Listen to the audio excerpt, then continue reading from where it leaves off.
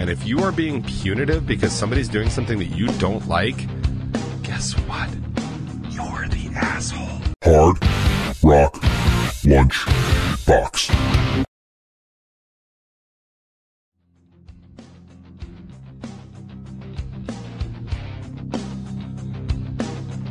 What is up, good people? It is time for another Hard Rock Lunchbox. I can't believe it. Can you believe it? It's always a no! Yeah, Jimmy gets it. I told you I'm going to get tired of that eventually, but not today. Is it going to be today? It's always a no! So welcome to the Hard Rock Lunchbox and the Top 20. I always forget the redheaded stepchild that is the Top 20. That is the first 20-ish minutes of the Hard Rock Lunchbox. I was actually having a lot of fun last week because I like to do the bumpers before the show actually starts, which is like little pieces of the show. And I just had like 5 of them I thought were funny, but most of them had like this in it. And It's always a no! totally remembering that I did not get the new mouse that I said I was going to It's get. always a no! Oh well. Anyway, if you haven't checked it out, yes, most people haven't checked it out, that's fine. But it's on Stranger TV. It comes out every Thursday morning, roughly at midnight, 1 o'clock. And you can check it out, especially if you haven't had a chance to see the Hard Rock Lunchbox or hear the Hard Rock Lunchbox. Seeing the Hard Rock Lunchbox is very much more difficult. But hearing the Hard Rock Lunchbox would be much, much more likely. But you can always catch the replay of that. That's on Spotify and everywhere else you get podcasts. But the video to see what this whole situation looks like, only on the Top 20, only on Strangerhood TV. Yeah. So what do they have in store for you over there? Well, I have the news, baby. So the new episode is out, and it's about me wanting to ask your Republican friends, which I don't think exist unless you're Republican. If you are at all left-leaning liberal or centrist liberal like I am, ask your Republican friends what is really more important at that point, because all the answers I'm getting are really like not good. But the rest of the episode is just talking about like ADHD and how hot it was. It was hot. By the way, that shit's coming back. And I have a soccer tryout on Wednesday, and my man Byron was like talking about 101 degrees. Like, whew. So yeah, 4 horsemen of the apocalypse will definitely, right? We're talking about emails, inverse relationships. Yeah, I would definitely check out the scene where I'm trying to define what an inverse relationship looks like. It's 24 minutes. You'll probably never get back. And that's okay. It was actually funny. I was on an actual tech Zoom call with one of the larger companies in the world, actually, and I didn't really put all that together until later.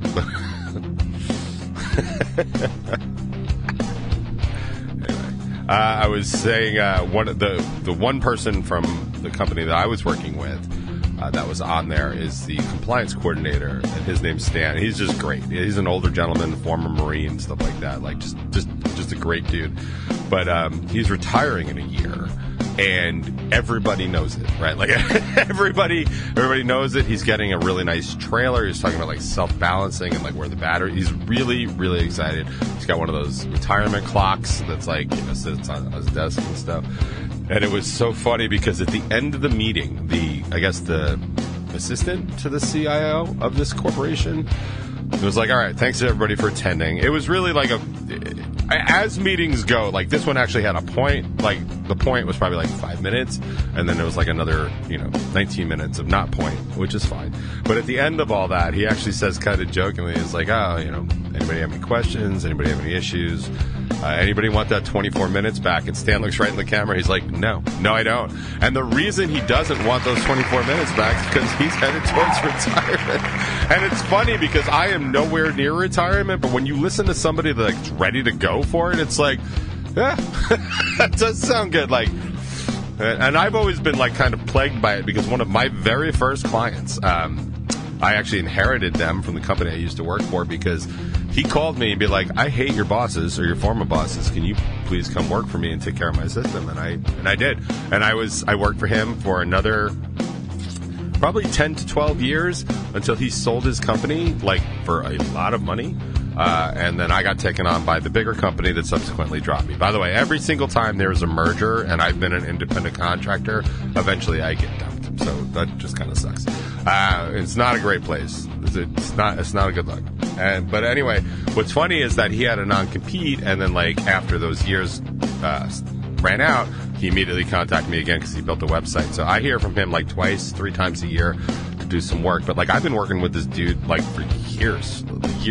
But the point of the whole story is that when he retired, because he sold his company, he's retired. It's like he sold it for millions, I'm sure. I don't know the actual number, but it definitely had an illion in it.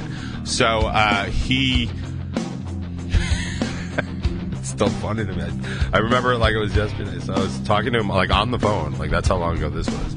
And so we were just going over some stuff, and he said, I asked him how was retirement going, and he's like, well, it's been a few weeks. I have taken the cruise. He took a cruise. I think the Baltics, like a 2-week cruise. Or the Balkans. Baltics, but one of those. But he's like, all right, it's been a few weeks, and I've taken the cruise I've always wanted to take, and I've cleaned everything off my desk, and I am bored out of my fucking mind. This is a few weeks in. This was at least 5 to 7 years ago. Like, maybe even more. Maybe even like 10 years ago. And I was just, that has always lived in the back of my head. Like, what am I going to do when I retire? Like, probably nothing. I feel like the boys will have stuff for me to do. Like I could see Colin and Corey be like, "This is where you got to go, and this is what you got to do." And Charlotte will just be like, no matter what age that is. Like Charlotte could be like 45 years old and be like, "Oh, cool, you're retiring. All right, well, we're gonna play Mario Kart at 10:30, and then we'll just move on from there, Dad."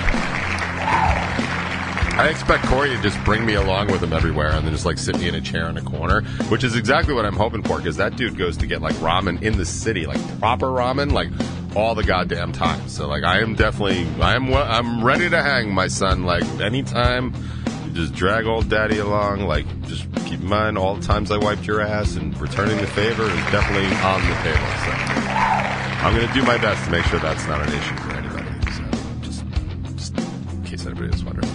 So anyway, what's going on in Bacon Is My Podcast? I don't know. I'll have to read it. So What Fest? They're still on So What Fest. These motherfuckers are just milking this one festival. I mean, they interviewed everybody.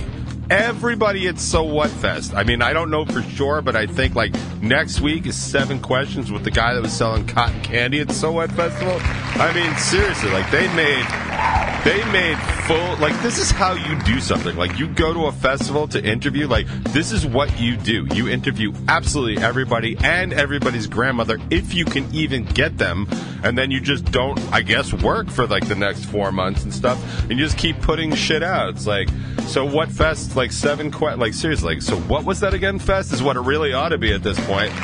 But it's One Flew West band, and then the phone interview is Zillion, who I don't know, but it might be the amount of money my dude just got for retiring. I'm not sure about that at all. And then they got 7 questions for America Part 2. I did see the promo for that, so I'm going to check that out. But yeah, Bacon's My Podcast, still milking the So What Fest. God bless you over there, Tim.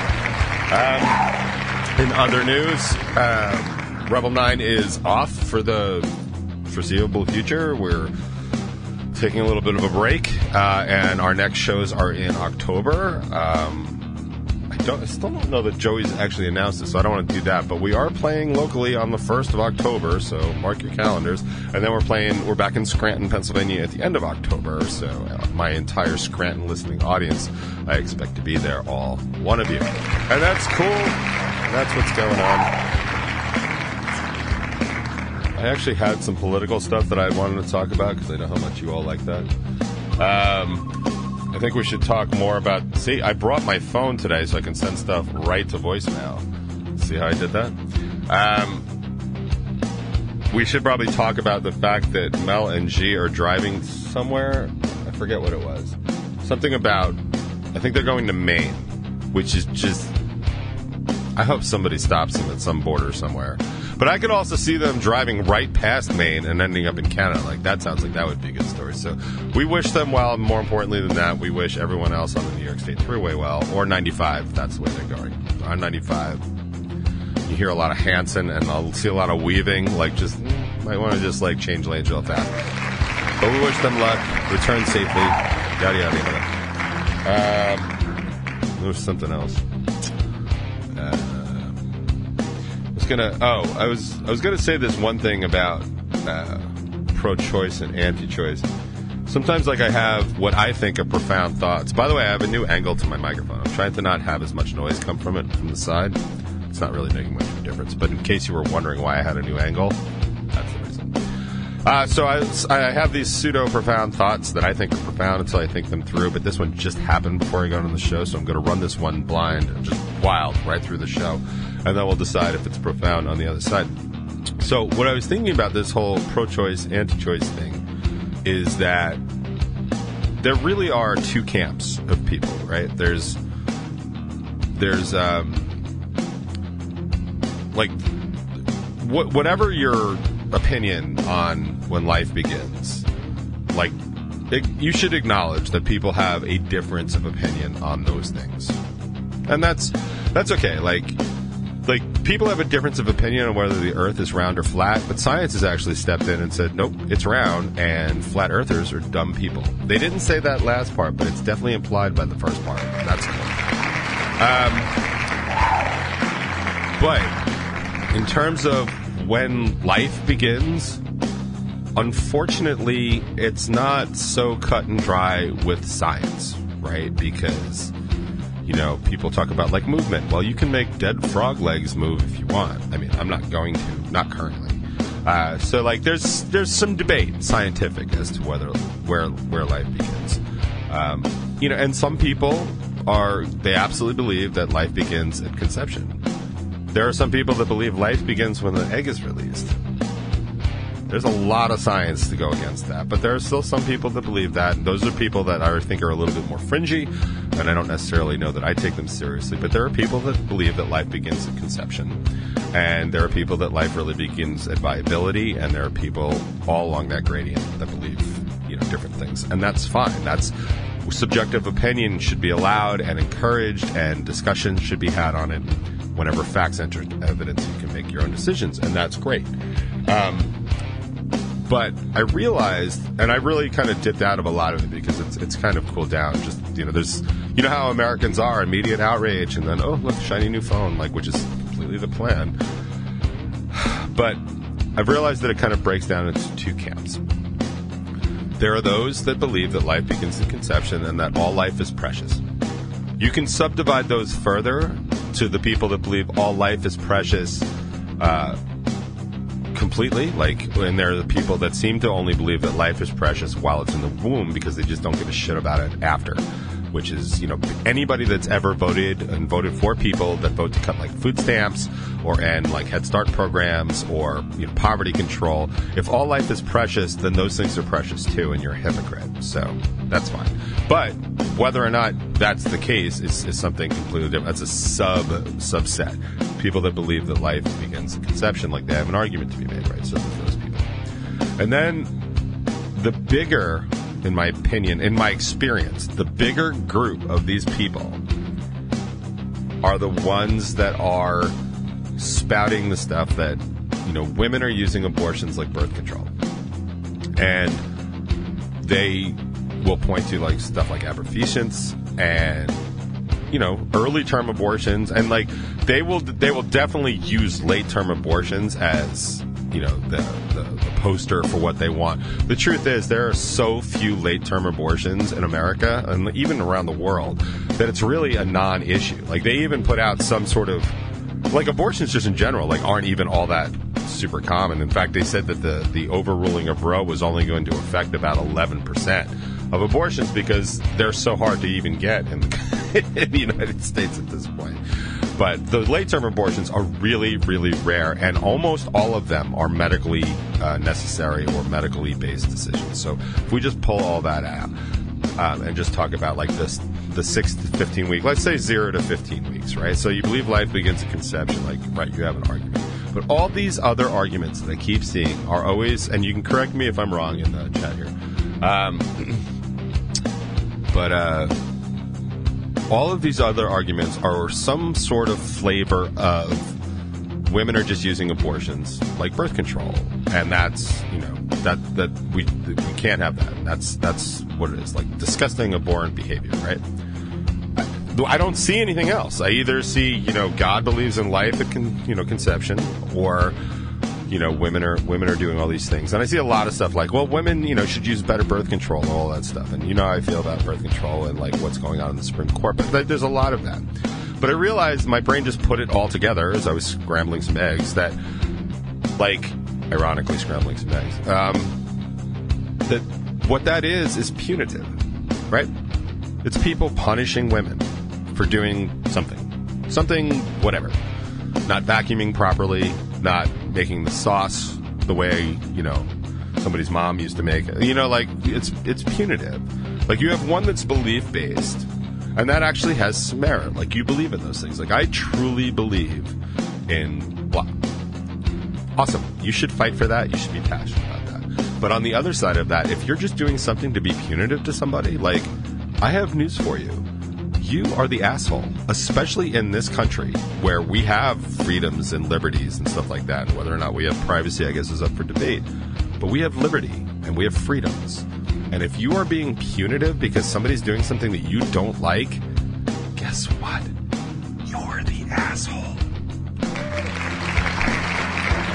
Anyway, that just struck me as something I think we should all look out for when we see these arguments. Watch for people that are being punitive, right? Like that is a very backdoor approach of a lot of conservatives, but definitely these Trump Tea Party conservatives. They're like, you know, we want our freedoms. What their freedoms are is they don't want to pay taxes and they want to own as many guns as they want. And be very clear. They always want their free. We want our freedoms. Yeah. We all want our freedoms. But you don't get to decide that whole pool of our freedoms, because the rest of those freedoms are the freedoms to do whatever we deem necessary to do for our families, for our bodies, and our relationships, and all that other stuff. Those are freedoms too. So for as much as you want your gun, stay the fuck out of everybody else's life, and then maybe we can talk. And stop being so punitive. Nobody's taking your guns away to be punishing. Like, we're not punishing you. We're actually trying to save other people. And there's a lot of arguments, and again, like, I'm pro-gun ownership. Like, I really do believe in it. I'm really, really concerned with the new wave of, like, yeah, let's conceal and carry. And even that dude in Indiana, it's like now a huge hero for shooting a would-be, not a serial killer, mass shooting. Like, that's great. Like, awesome. Like, everyone's like, yeah, he's a hero. He's a hero. Like, does anybody remember that case, like, a few years ago where somebody carrying a gun walked into a situation and shot a black security guard that was detaining a white criminal because obviously the black guy did it? I mean, this is America, right? Like, that doesn't worry anybody? How many people are going to be like, conceal carry, have like a couple of drinks in, and be like, I'm going to go involve myself in this situation? Like, dude, do you know how many people I have met in bars, in venues and stuff, like across this great country for decades playing music that have zero goddamn judgment? Like, zero. Like, not even some good judgment. We're talking zero. And we're going to give them, like, we aren't trying to, like, punish, like, the people that are taking their guns away. We're trying to keep other people safe. How many bar fights do you think are going to start ending in gun violence? Most of them? Like, anybody ever seen a Western? Anybody seen Tombstone? I mean, Jesus Christ.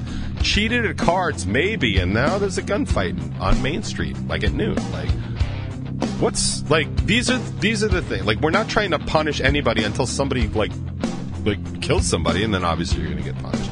Like, those freedoms, like freedom of life, liberty, and pursuit of happiness, like, you know what that first one is? Like, life? Like, we're trying to protect people because guns are deadly force. And people are always like, well, why don't you take cars away from people? Like, I'm all for it, dude. I live just outside of New York City. Anybody trying to drive anywhere today? Like, I think we should start taking cars away from people. I think we got more reason for that. And that wouldn't even be punitive. That would be more fun for me. But, like, I don't have that kind of power.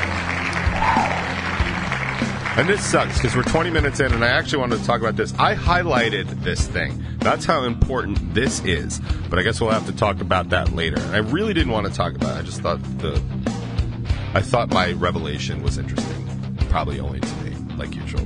But this is actually an article on the Indie on the Move blog, and it's why practicing and rehearsing are not the same things. And I'm going to read that to you sometime a little bit later today, or next week, or possibly never. It's exhausting being me most of the time. I can only imagine what it's like for you listening to me. And I want to apologize for that. I'm going to do that by, again, playing some brand new A Day to Remember. I'm super psyched that the song's good because I was definitely feeling like they were teetering, and it was like, hey, Jeremy, just don't fuck this one up. And he didn't. So, awesome.